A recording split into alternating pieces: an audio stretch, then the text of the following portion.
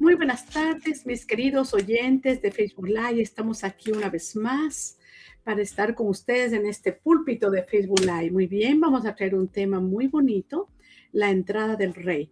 Sabemos que dentro de la cristiandad, tanto católica como protestante, celebramos este domingo lo que le llama la entrada triunfal de Jesús, muy bien, a Jerusalén. Así que es un tema fascinante. Vamos a orar, que el Señor nos bendiga en esta tarde, para que podamos ser bendecidos a través de la palabra de Dios. Le invito para que usted pase a sus amigos, a sus hermanos en Cristo, este tema tan fascinante, la entrada del Rey. Tenemos que siempre saber apreciar lo que la palabra de Dios nos trae y estar a la expectativa que el Señor me quiere hablar a mí en esta tarde a través de este Facebook Live en vivo que trae el Seminario Teológico Yeshua. Muy bien, les saluda la doctora Ceballos, decana y profesora del Seminario Teológico Yeshua. Estamos trabajando en la enseñanza bíblica unos 47 años para la honra y la gloria del Señor. Así que le invito que usted invite también a sus amigos o quizá algunas personas que lo pueden ver más tarde. Bienvenidos también a ustedes. Así que vamos a hablar acerca del tema recuerda la entrada triunfal de Jesús en Jerusalén. Pero el tema es la entrada del Rey. Amén. Muy bien, Mateo 21:9 dice, y la gente que iba delante y la que iba detrás aclamaba diciendo, Hosana, Hosana, hijo de David, bendito el que viene en el nombre del Señor, Hosana en las alturas. Muy bien, vamos entonces a orar y vamos a examinar como una mini enseñanza, pero al mismo tiempo con un mensaje devocional y desafiante para que podamos entrar en esta poderosa palabra del Señor. La palabra del Señor siempre es poderosa, siempre nos trae vida a nuestro espíritu. Así que le invito a que oremos. Y bienvenidos a todos los que están entrando. Muy bien, siga pasando el link de Facebook Live y así para estar muy bien felices de que usted está con nosotros. Señor, te bendecimos y te damos gracias por tu infinito amor y gracias por tu infinita misericordia. Gracias por la oportunidad que nos brindas en esta preciosa tarde de traer esta mini enseñanza acerca de la entrada triunfal de ti, Señor, cuando estuviste en la tierra.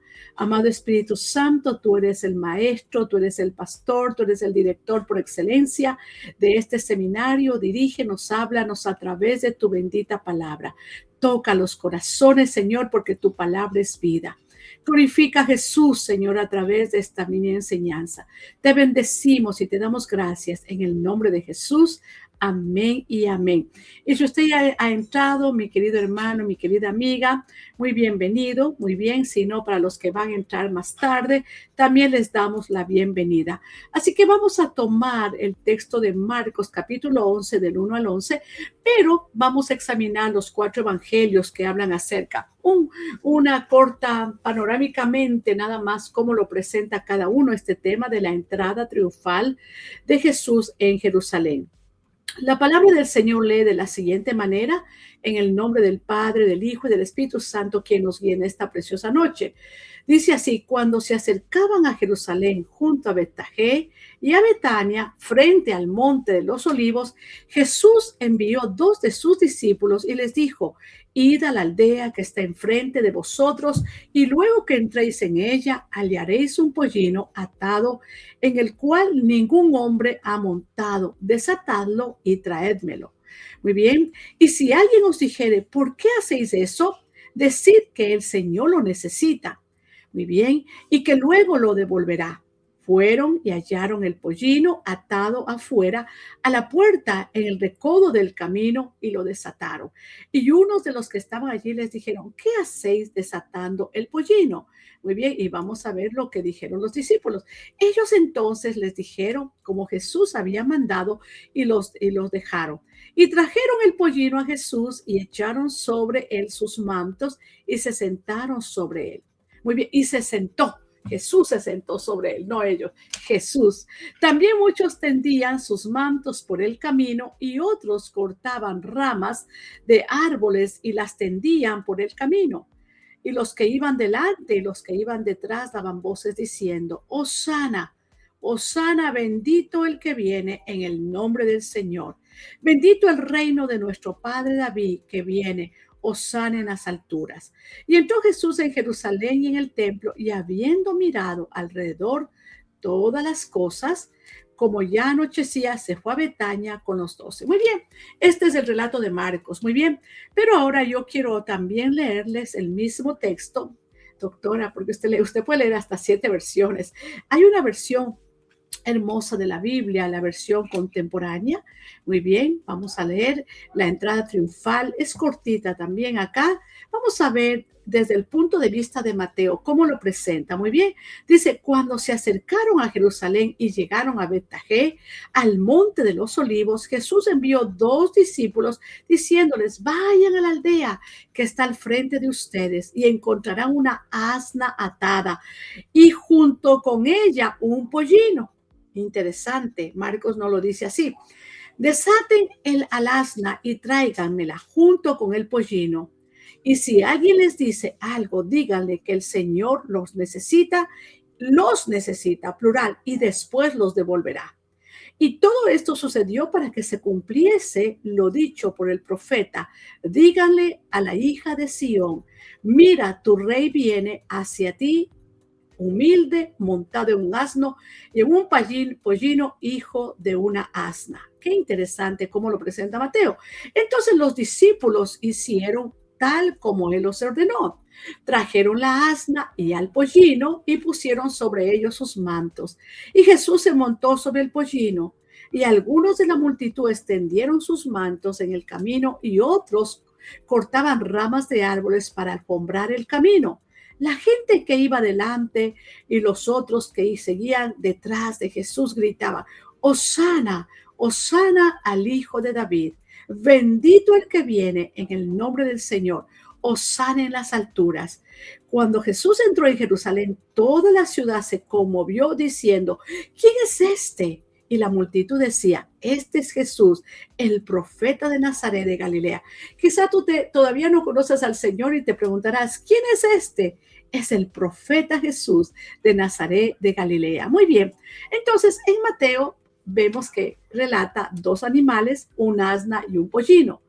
Él hace una aclamación y dice: Hosana al Hijo de David. Y hay un cumplimiento profético y el reconocimiento del Mesías, hijo de David. Muy bien. Así que en los versículos, 3 primeros versículos que acabamos de leer, Jesús envía, como dijimos, a 2 discípulos a buscar un asna y un pollino. Y así se cumple la profecía de Zacarías, capítulo 9:9, que dice: he aquí, tu rey viene a ti, justo y salvador, humilde, montado en un asna. ¿Cuál es ese significado? ¿Qué significa esto? Jesús se presenta como rey pacífico, no guerrero. Porque en los versículos 4 y 5, si usted sigue leyendo, Mateo cita explícitamente la profecía mostrando la continuidad del plan divino. Y vamos a repetirlos por ahora. Me encanta la repetición. En la repetición está el aprendizaje, el 4 y el 5. Y todo esto sucedió para que se cumpliese lo dicho por el profeta: dígale a la hija de Sión, mira, tu rey viene hacia ti, humilde, montado en un asno y en un pollino, hijo de un asna. Muy bien, qué interesante cómo Mateo entonces presenta estos versículos. Ahora, también en los 6 al 9, así voy a hacer rápidamente una panorámica con Mateo porque me quiero concentrar en Marcos. Dice: la multitud extiende mantos y ramas y grita: Hosana, Hosana, el hijo de David. Muy bien, cumplimiento profético. Acuérdense que el Señor le dio una promesa al rey David de que de la casa de David descenderá, muy bien, nacerá un hijo que gobernará para siempre. Y Jesús fue el descendiente del rey David. Hosana, él dice, significa sálvanos ahora. Acuérdense un poquito, me quise poner a dar un poquito de contexto y trasfondo histórico para las alturas donde nos encontramos ahora. Jesús está, los judíos estaban bajo el imperio romano y Jesús vino justamente en ese periodo, como dice Gálatas 4:4, llegado el cumplimiento del tiempo, Dios envió a su hijo nacido de mujer. Así que lo que ellos querían, especialmente el pueblo judío, era que les librara un rey que los librara del imperio opresor, porque habían pasado por los los babilónicos, los medos persas, Alejandro el Grande, el imperio griego, ahora estaban bajo el imperio romano. Pero entonces ellos querían libertad. Pero la libertad que Jesús vino a darles era una libertad espiritual. ¿De qué? Del pecado. Muy bien, por eso decía, sálvanos ahora. Muy bien, y desde el versículo 10 al 11 del mismo Mateo, la pregunta es, ¿quién es este? La multitud responde, es el profeta Jesús de Nazaret. Mateo enfatiza específicamente esta expectativa mesiánica y el reconocimiento muy bien de Jesús como el Mesías. Ahora, en Marcos, en cambio, hace una preparación detallada por los discípulos. Jesús observa el templo, porque Marcos dice, y observó el templo, porque cuando llega a Jerusalén, montado en un burrito, vino al templo. Muy bien, no voy a hablar ahora de lo que Jesús hizo cuando deslojó a los mercaderes el templo. Muy bien, estaré en otro Facebook Live hablando de esto. Pero aquí Marcos habla de la aclamación que ellos dicen, bendito el reino de David, dice Marcos.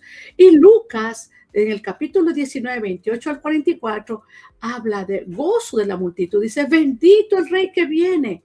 Pero también habla del lamento de Jesús sobre Jerusalén, y esta enseñanza hace una enseñanza sobre la recepción espiritual de esta ciudad, que dijo, Jerusalén, Jerusalén, que matas a los profetas y apedreas a los que te son enviados. ¿Cuántas veces quise juntar como la gallina junta sus polluelos y no quisiste? Eso enfatiza Lucas.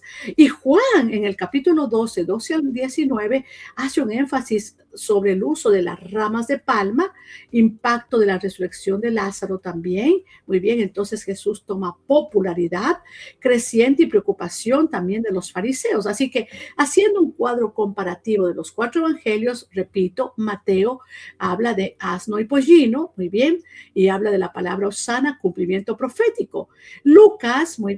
Marcos habla de un pollino nada más, bendito el reino. Jesús observa el templo. Hay que ver cómo los evangelistas relatan esto. Los apóstoles, los discípulos, llamados también los evangelios. Lucas, por ejemplo, habla del pollino, bendito el rey, y también habla del lamento de Jerusalén, como les dije antes. Y Juan habla del pollino, ramas de palma, popularidad, tensión de los líderes religiosos. No sabían qué hacer. Muy bien. Así que, y también Jesús, el rey humilde, cumplió la profecía aclamando, pero rechazado, camino hacia la cruz. Así que, como dije antes, cuando se acercaron a Jerusalén y vinieron a Betfagé, al monte de los olivos, yo he estado en el monte de los olivos, Jesús envió a sus 2 discípulos, dije antes, ir a la aldea que está enfrente de vosotros y luego hallaréis una asna atada y un pollino con ella, desatarla y traérmelo. Eso dice Mateo. Así que usted sabe que Jesús sabía de antemano que habría una asna atada y un pollino en el lugar específico que él les dijo que estaría. No era una conjetura, era un conocimiento muy bien del futuro, y de su conocimiento del futuro prueba de que Jesús era divino y es divino, porque él, solamente Dios, puede conocer el futuro y puede conocer todas las cosas. Muy bien, entonces en el versículo 3, según Mateo, muy bien, porque después voy a examinar un poquito de Marcos, Jesús envía a 2 de sus discípulos, ya dije antes, a buscar el asna y su pollino. Y las observaciones que vemos acá es que Jesús demuestra conocimiento sobrenatural, sabe dónde está el animal que lo necesita, y muestra también autoridad divina. Dice, díganle, el Señor lo necesita. Ellos solamente repitieron lo que Jesús les dijo. El Señor lo necesita. Aquellos hombres que preguntaron, ¿qué hacer? ¿Qué hacen? Estaban desatando el pollino y también el asna. Muy bien. Aquí vemos cómo se revela como alguien que tiene dominio incluso sobre todo lo cotidiano. Y aquí hay un principio espiritual que podemos aprender. Dios ha preparado lo que necesitas para cumplir el propósito. Aleluya. Así que en el contexto histórico y literario, el Evangelio de Mateo, muy bien, presenta a Jesús como el Rey prometido y el cumplimiento de las profecías mesiánicas. Este pasaje marca el inicio de la última semana de Jesús antes de ir a la cruz. Recuérdese que ya es la última semana antes antes de su crucifixión.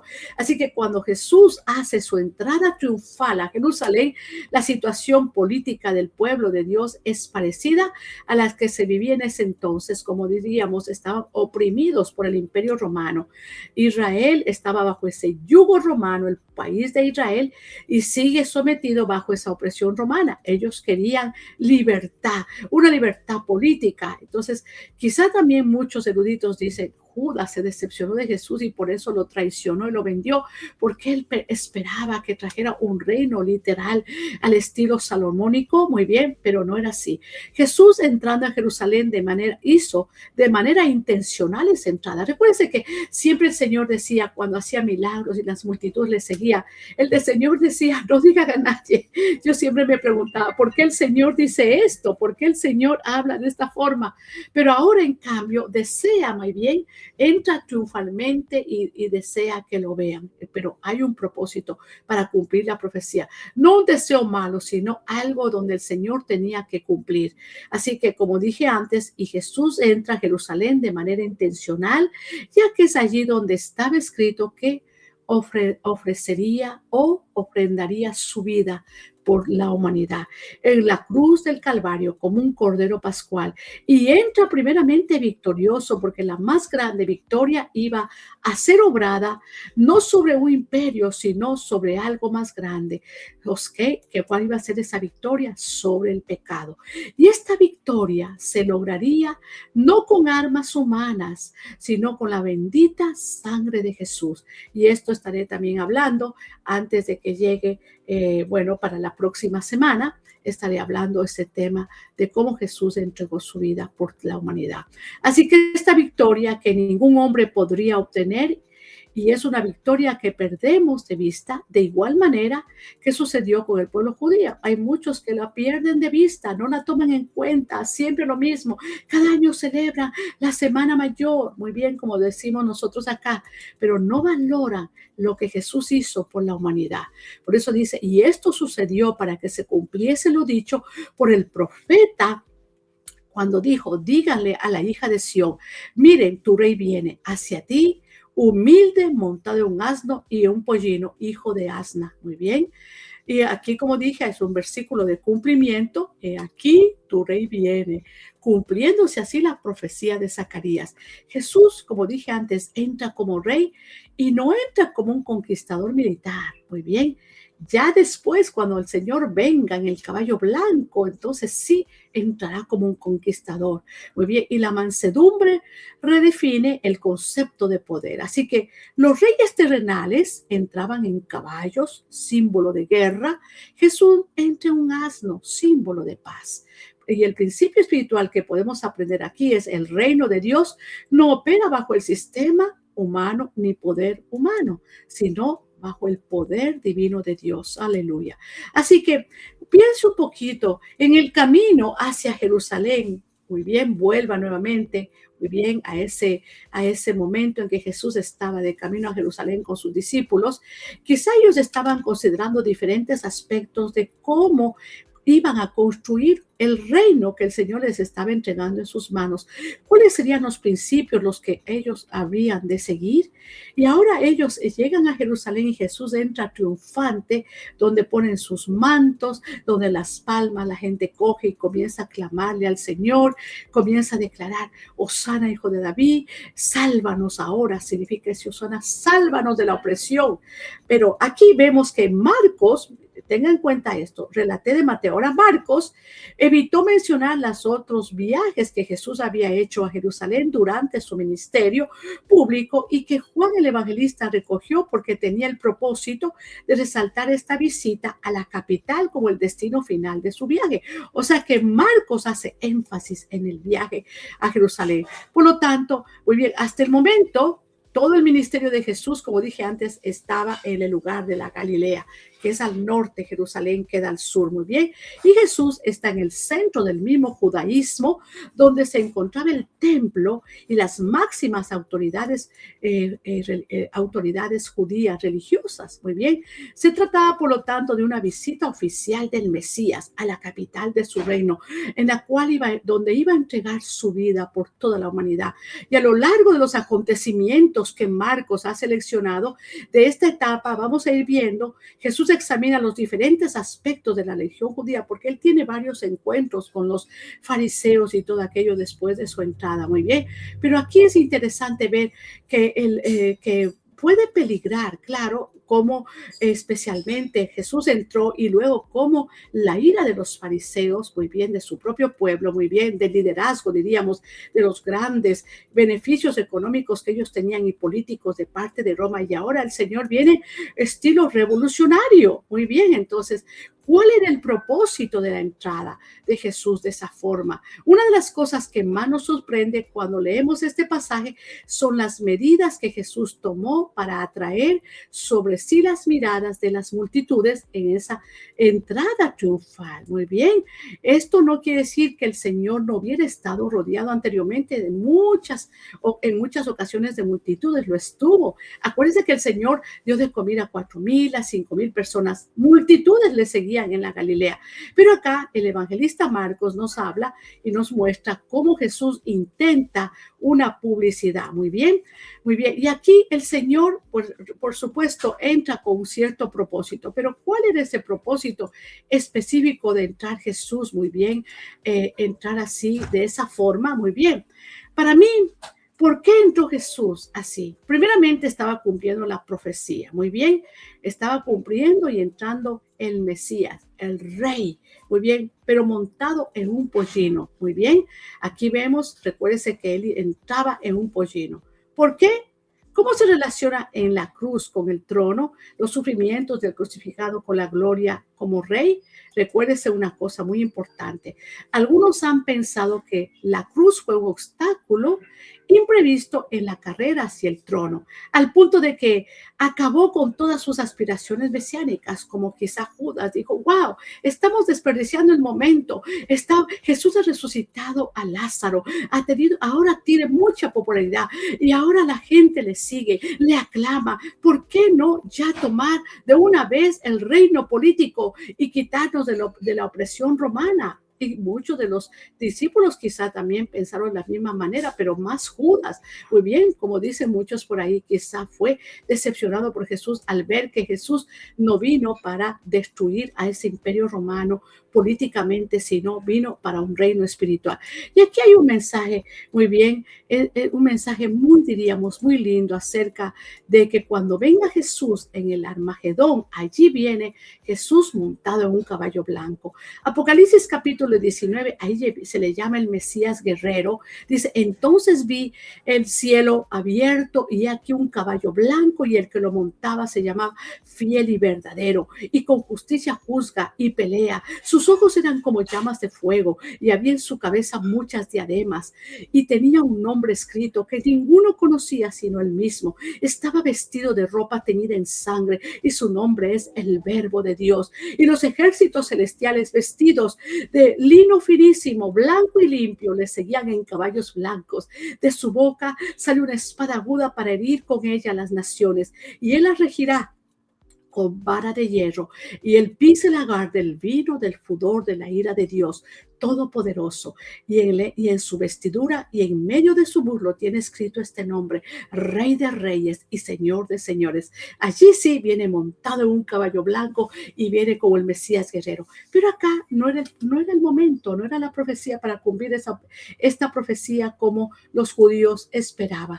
Por esta razón, muy bien, la segunda entrada, muy bien, con motivo de la celebración de la Pascua, se reviste de una importancia especial. En aquella ocasión, en un momento de la cena, Jesús dijo, esta es mi sangre del nuevo pacto. Ahora, después de Jesús entrar a Jerusalén y aclamado con las palmas y todo aquello, recuérdese, él hace varias visitas, habla con se enfrenta prácticamente con los fariseos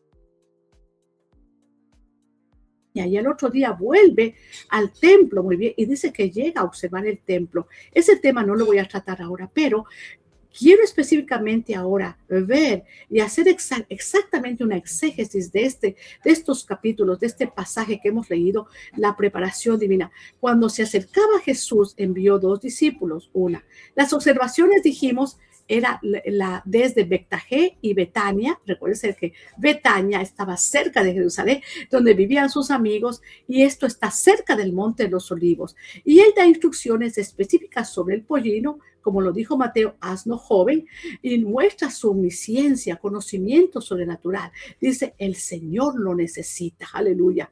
Y la interpretación que tenemos que dar, nada en esta escena es casual. Dios está en control absoluto de que se cumpla la profecía al pie de la letra. Muy bien. Por lo tanto, el asno no es prestado por casualidad, sino con un propósito divino. Aquí Jesús se identifica como Señor, como Curios. El Señor lo necesita. Muy bien. Dios puede usar lo que tienes, aunque parezca pequeño, para cumplir su propósito. Y ese es el propósito ahora de esta mini enseñanza. ¿Qué tienes tú para dárselo al Señor? ¿Tienes quizá un pollino? No, un pollino no. Eso es algo profético. Pero ¿qué tenemos en nuestras manos? Un don precioso que nos ha dado de enseñar, de predicar, de hablar, de ministrar, de dar y tantas otras cosas. Muy bien. El Señor te necesita, aleluya. Aquí dice en el versículo del 4 al 6, hay obediencia de los discípulos. Miren cómo el Señor quiere ver también la obediencia de estos discípulos, y ellos tenían que decir tal cual el Señor les había hablado. Fueron y hallaron el pollino, amén, como el Señor les dijo. Y aquí podemos observar, todo ocurre exactamente como Jesús dijo, y los discípulos obedecieron sin cuestionar. ¿Eres tú un discípulo, un hermano, una hermana de Cristo que obedeces al Señor sin cuestionarle? Cuando el Señor te dice algo, tenemos que rendir esa voluntad, nuestra voluntad, a la voluntad de Dios para que Él dirija nuestros pasos. Así que la obediencia precede al milagro. Acuérdense, la obediencia precede al milagro. Acuérdense de Abraham, que antes de ser el hombre de fe no era nadie, era el hijo de un hacedor de ídolos, pero cuando creyó y obedeció, llegó a ser el hombre, el padre de la fe. Así que la fe se demuestra caminando, no solo creyendo. Muy bien, hay que actuar. La obediencia precede al milagro. Muy bien, creyendo y actuando. Y aquí cuando obedeces a Dios, sin entender todo, entras en su plan perfecto. También enseñando el curso de epístolas carcelarias, el libro de Filipenses. Acuérdense en su segundo viaje misionero, cuando Pablo dice que después de hacerse el primer viaje, dijo a Silas, regresemos para visitar las iglesias, y luego estaban en el puerto de Troas, querían ir a Bitinia, luego a Misia, y el Espíritu les prohibió. Y tuvo una visión de un joven macedónico que les dijo, pasa Macedonio y ayúdanos. Así se rindió a la voluntad de Dios, y el Espíritu le dirigió a tener la primera iglesia en Europa, en Filipos. Debemos rendir nuestra voluntad al Señor. Aquí dice, cuando la obediencia precede al milagro, cuando obedecemos pueden suceder cosas maravillosas. Cuando obedecemos a Dios sin entender todo, entramos en ese plan perfecto de Dios. Muy bien, y cuando dice, echaron sobre los mantos de las personas, aquí podemos ver, colocaron sus mantos sobre el asno. Muy bien, un acto de honra al Señor. Ellos se sacaron sus mantos y pusieron, y también en el piso colocaron sus mantos. La multitud extiende mantos y ramas en el camino. Muy bien, era una práctica para recibir a un rey. Por eso era Hosana, Hosana. Pero Jesús entra montado en un asno, no en un caballo, símbolo de humildad. Por eso ya dijimos la profecía de Zacarías 9:9. Muy bien, ahora también Jesús no entra con orgullo, sino con humildad. Jesús enseña aquí que el verdadero liderazgo, muy bien, es servicio, no exhibición. Lo hermoso de esto es que vemos cómo el Señor entra humildemente. Y en los versículos 9 al 10, que usted lo puede volver a repasar tanto en Mateo o como en Marcos, Lucas o Juan, muy bien, el clamor de la multitud. Hosana, bendito el que viene en el nombre del Señor. Como le dije antes, Hosana significa sálvanos ahora. La multitud decía, sálvanos de esta opresión, de este yugo romano. Pero también me encanta cómo reconoce a Jesús como el Mesías. Jesús, hijo de David, lo recalca Juan. Muy bien. La multitud tenía una expectativa política, como dije, liberación de Roma. Reconocen correctamente su identidad, pero malinterpretan su misión. Muy bien. No interpretaron bien la misión de Jesús, que vino a darnos salvación y vida eterna. ¿De qué? Del yugo opresor del pecado, que por tantos siglos la humanidad estaba en opresión. Muy bien, aquí vemos en la aplicación, no basta reconocer a Jesús, debemos entender su propósito en nuestra vida. Muy bien, y ahora en el versículo 11 final de Marcos, si usted quiere ir a 11, del 1 al 11, vemos, entró Jesús en Jerusalén y en el templo. Jesús observó todo. ¿Por qué observó? Muy bien, Jesús observó, no actuó inmediatamente, luego se retira a Betania. Muy bien, Jesús evalúa el estado espiritual del templo. Es una pausa antes del juicio que vendrá después. Muy bien, Jesús no solo entra en tu vida, también examina tu corazón. Es interesante, Jesús observó. Entonces, Jesús quiere entrar en tu vida. Así como entró en Jerusalén, quiere entrar en tu corazón. ¿Les estás haciendo camino al Rey para que entre al corazón de tu vida? Él no viene como tú esperas, sino como necesitas. ¿Lo necesitas ahora? El pueblo esperaba un libertador político, pero Jesús vino como salvador espiritual. A veces Dios no responde como queremos, sino conforme necesitamos. Así que la misma multitud que gritó un día, Hosana, Hosana, luego gritó, crucifícale, porque no estaban preparados.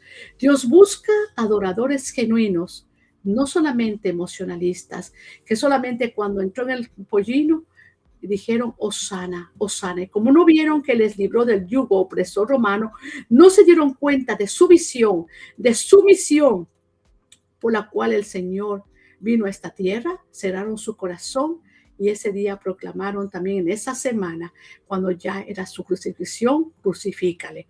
Jesús examina el templo y tú eres el templo. Nosotros somos templo del Espíritu Santo. Él observó el templo físico, pero hoy examina tu vida, porque dice la palabra que somos templo del Espíritu Santo. ¿Qué encuentra cuando entra en nuestro templo? ¿Qué encuentra? Encuentra odio, encuentra maldad. ¿Qué encuentra el Señor? Así que les dejo con esta meditación para que nosotros comencemos a meditar sobre lo que el Señor quiere, qué quiere de nuestra vida. Hoy es el día para decir, Señor, entra en mi vida, no como yo quiero, sino como tú deseas reinar en mi corazón. Quiero reconocerte como el Rey de mi vida. Asimismo, como entrada el Rey a Jerusalén, ahora el Rey quiere entrar en tu corazón. Si tú no lo conoces, debes hacer esa oración de fe. ¿Estás cansado de la vida? Mucha gente está cansada de la vida. Dice, no quiero vivir más, estoy cansado. Ahora es el momento de dejar que ese Rey entre al corazón. Hace 50 y pico de años, una niñita de 13 años aceptó a Jesús como su Salvador. Y ahora estoy aquí predicando la palabra. Conocí al Señor solamente de nombre y me arrodillaba ante estatuas que no oían, tenían ojos y no veían, tenían boca y no hablaban, tenían oídos y no oían, tenían manos y no tocaban, tenían pies y no caminaban. Pero cuando conocí al Dios verdadero y a Jesús como mi único Salvador personal, dejé entrar a ese Rey en mi vida y hasta ahora reina en el corazón mío y en cada uno de ustedes que si son creyentes me están oyendo. Muy bien, vamos a orar. Bendito Dios y Padre Celestial, te damos gracias por tu bendita palabra. Gracias, Señor, porque tú esperas obediencia de cada uno de nosotros los creyentes, pero también deseas que cada persona en este mundo te conozca, porque tu palabra dice, porque de tal manera amó Dios al mundo que envió a su Hijo unigénito para que todo aquel que en él cree no se pierda, mas tenga la vida eterna. Señor, te pido por aquellos que no te conocen, que cada uno de ellos pueda repetir esta oración. Señor, vengo en el nombre de Jesús en esta hora, arrepentido y arrepentida. Lávame, Señor, lávame con tu sangre preciosa, perdóname de mis pecados. He pecado contra el cielo y contra ti. Te necesito. Quiero reconocerte como el Rey de mi vida y como aquel Hijo de Dios que vino un día a dar su vida en el Calvario, a salvarme y a perdonarme de mis pecados. Ven, Señor, te hago el Rey de mi vida. Ayúdame, Espíritu Santo. Te pido en el nombre de Jesús. Amén. Señor, si este mensaje alguien escuchó o va a escuchar, que esta oración, Señor, la hagan y que tú, Señor, inscribas su nombre en el libro de la vida. Salva las almas, Señor. Tú veniste con un propósito, la entrada de Hosana, Hosana. Sálvanos ahora, es pedir la salvación de nuestras vidas y nuestras almas, que es lo más hermoso, conocer al Dios único y verdadero. Te damos gracias en el nombre de Jesús. Amén y amén. Muy bien, que el Señor les bendiga. Hasta la próxima. Estaremos trayendo también esta próxima semana un tema relacionado también a cuando Jesús llegó a Getsemaní, a Jerusalén, y cuando fue muerto y también crucificado, pero también resucitó. No quedó en la tumba, sino que Él vive por siempre y para siempre, por los siglos de los siglos. Amén. Bendiciones.